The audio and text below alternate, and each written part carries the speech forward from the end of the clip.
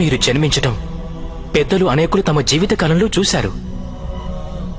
మేము నవమాసాలు మోసి మీకు జన్మనిచ్చిన మీ మాత జీవించే ఉన్నారు.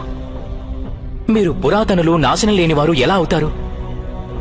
నీవు శరీరాన్ని చూస్తున్నావు, కానీ నేను ఆత్మ గురించి మాట్లాడుతున్నాను. నేను అనేక జన్మలెత్తాను పార్థ. నేను అనేక అవతారాలను ధరించాను. ఎన్నో శరీరాలతో జన్మించాను. నేను అలాగే ఈ మట్టిలో కలిసిపోయాను.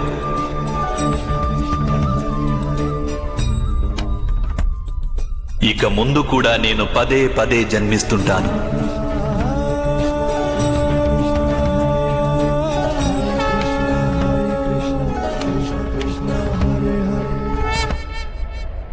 యదా యదా హి ధర్మస్య